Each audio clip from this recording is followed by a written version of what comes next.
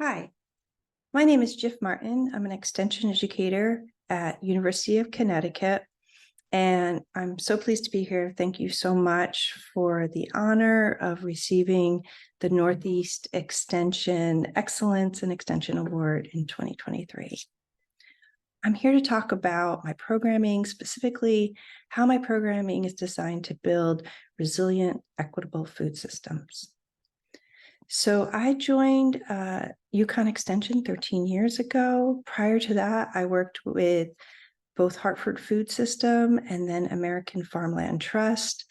I did a variety of things in that work, but primarily I was leading a coalition of food and agriculture stakeholders committed to farmland preservation called the Working Lands Alliance.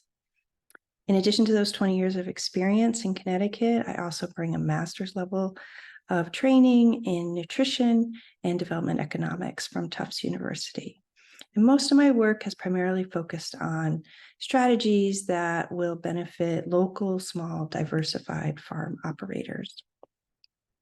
So in my time at Extension, I've been very fortunate. I've had lots of support from the university in securing over $4 million in grants. Most of that has been federal funding. However, I've also been successful accessing foundation funding and state grant programs. And here I've listed some of the most common grant programs that I have used to build programs. Especially the first one, the USDA NIFA Beginning Farmer Rancher Development Program, which has had a huge impact on our ability to build programming for new and beginning farmers in the state. I also want to flag, in the past few years, I've had enormous success partnering with state agencies. I currently have contracts with 3: agriculture, public health, and education. So that collaboration has had a big impact on our work. So to frame my presentation, I wanted to talk about 2 large developments since I've been here, which again has been 13 years. The first large development is that when I first came, there weren't a lot of funding opportunities for the work I'm doing today, but the landscape has changed dramatically.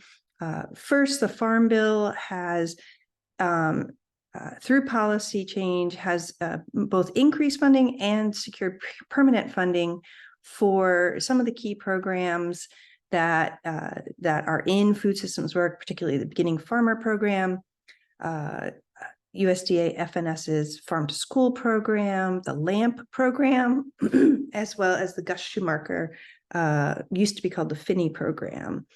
So those programs are sort of like now built in and permanent. And then with the pandemic, we all know there was a tremendous amount of emergency funding. So a lot of that funding had to do with food. Some of the key programs that affected our work was certainly the Universal School Meals Program, which made meals free for all children and their families during the emergency pandemic.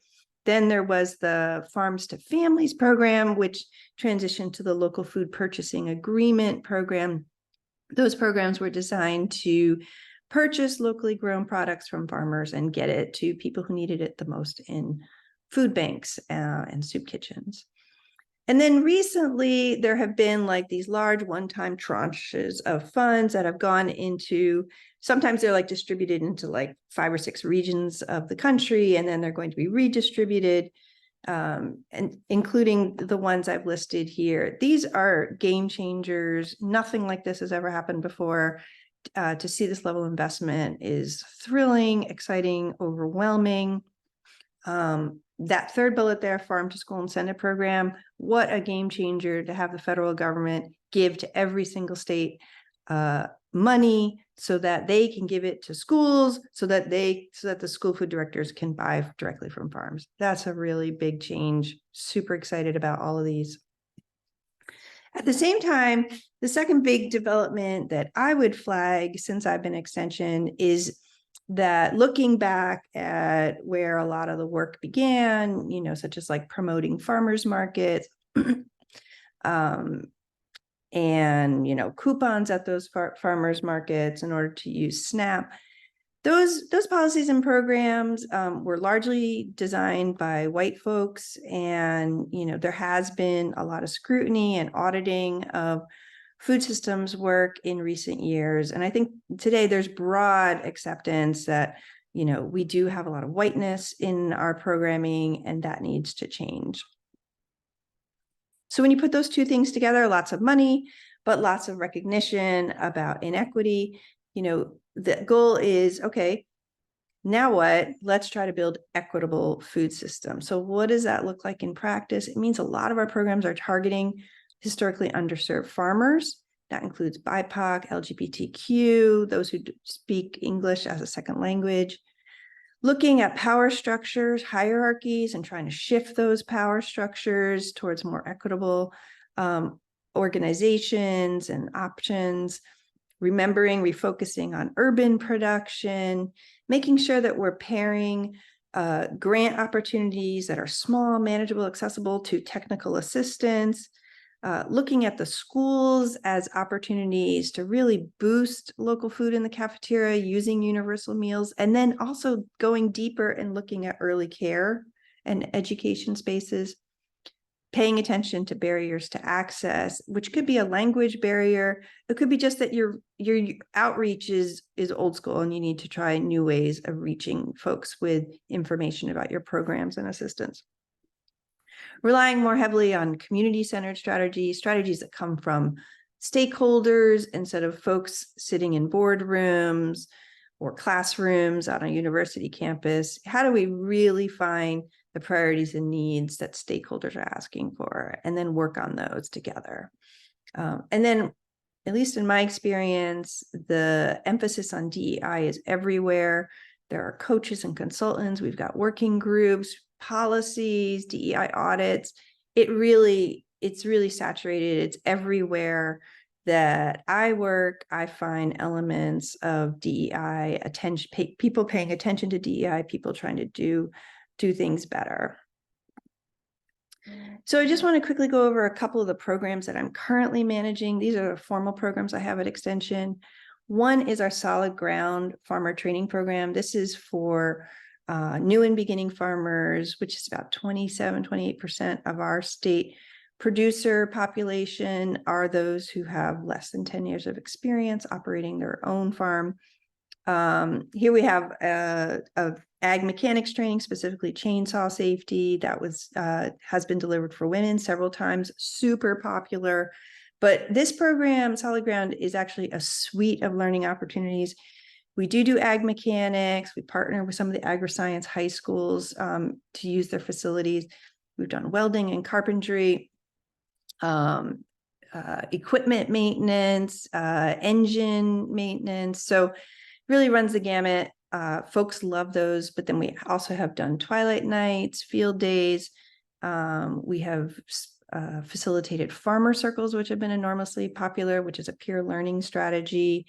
Of course, video training, an online course on soil health. So all sorts of stuff, great team. My partnership with New Connecticut Farmer Alliance has been absolutely critical in developing this programming. It wouldn't be where we are without that partnership.